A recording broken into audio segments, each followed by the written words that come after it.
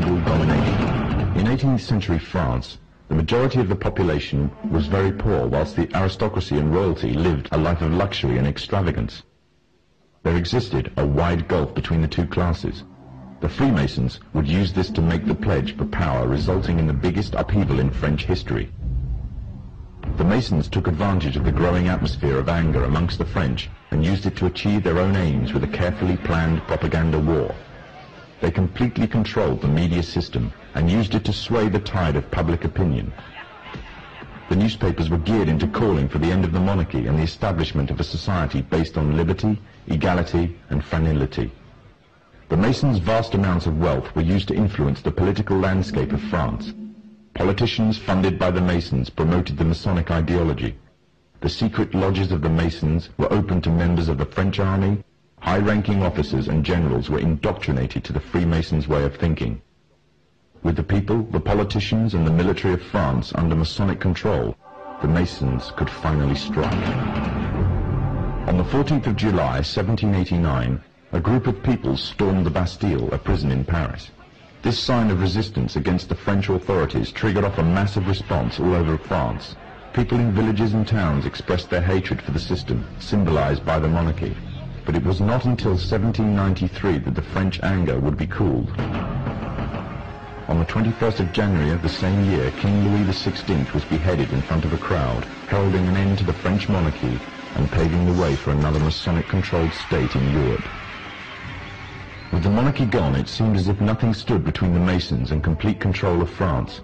However, what took place would leave the Freemasons in a serious dilemma, and what was to come next was not exactly in accordance with the Masonic plan. A young soldier by the name of Napoleon Bonaparte was about to lead France into a bloody war with Europe, and instead of dancing to the Masonic tune, Napoleon declared himself the Emperor of France. Napoleon was forced to abdicate from his throne in 1814 and was exiled to the island of Corsica. However, in 1815, Napoleon arrived in Paris again, raising a new army ready for a fresh war in Europe. The Masons had a big problem on their hands. Britain and her Masonic allies could not afford to maintain a long-term war against Napoleon without risking bankruptcy. Help came from an unlikely source.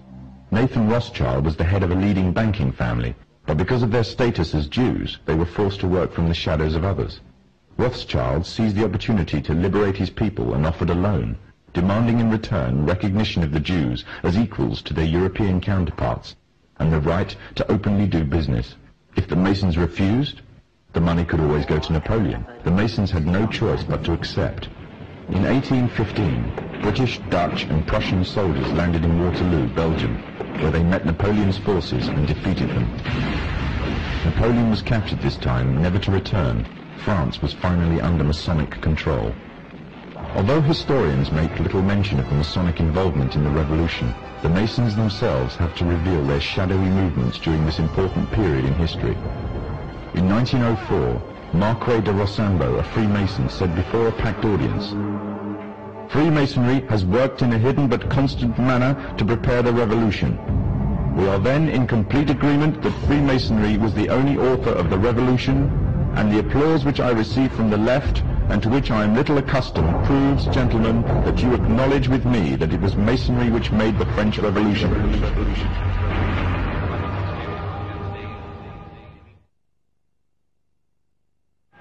When the so-called founding fathers of America landed on Plymouth Rock, not only did they bring with them disfranchised people, they also brought the Freemason elements of Europe.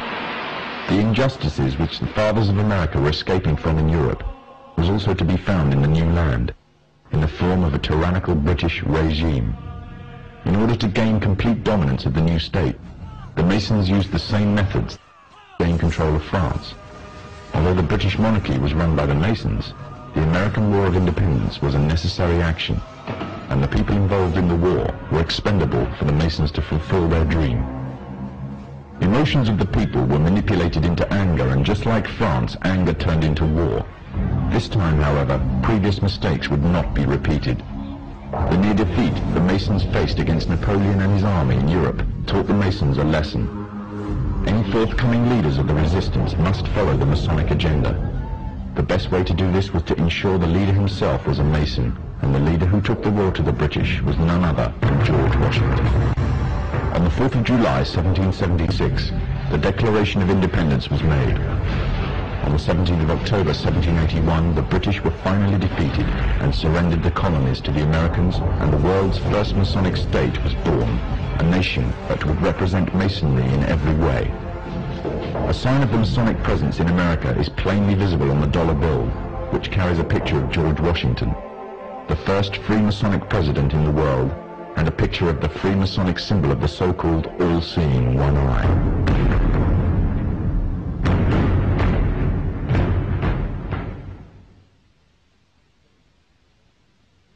Historically, the control and manipulation of political opinion has been the Freemasons' main weapon in gaining control of countries and states.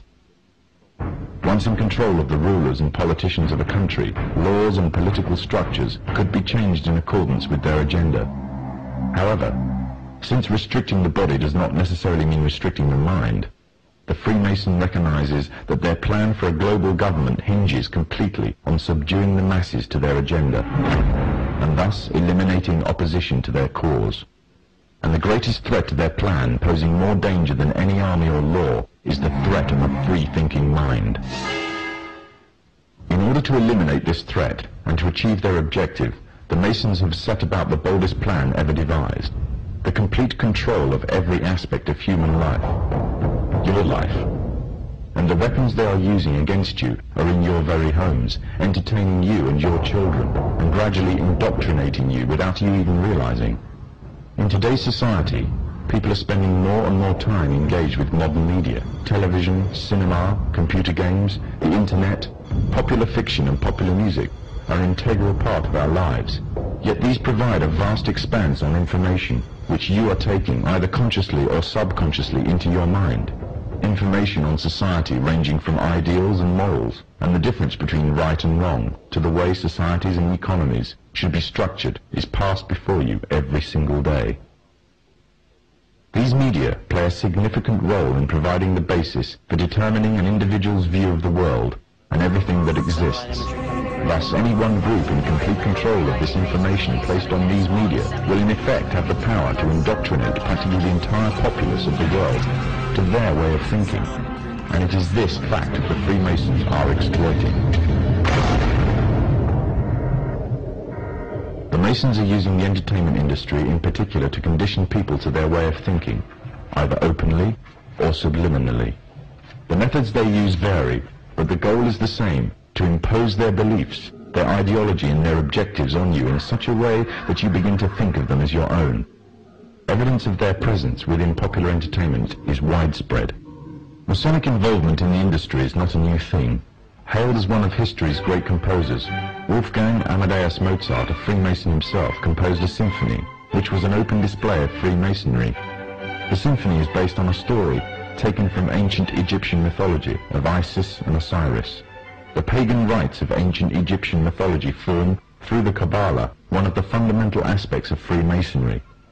It is from these same pagan origins of Egypt that the symbol of the one eye stems. The entire entertainment world is rife with evidence of the Freemasons' presence. Openly or subliminally their agenda and beliefs and ideals are propagated. From big-budget Hollywood films to simple cartoons, the Masons have not left anything to chance in promoting their message of a global government. Matt Groening, the creator of one of the most popular cartoon series in television history, The Simpsons, is a self-confessed anarchist. Matt Groening himself has openly declared that he wanted to get his own political ideas across within his work. But he wanted to do this in such a way that people would find it easy to accept his ideas, and the means he chose to this was a clever little cartoon called The Simpsons.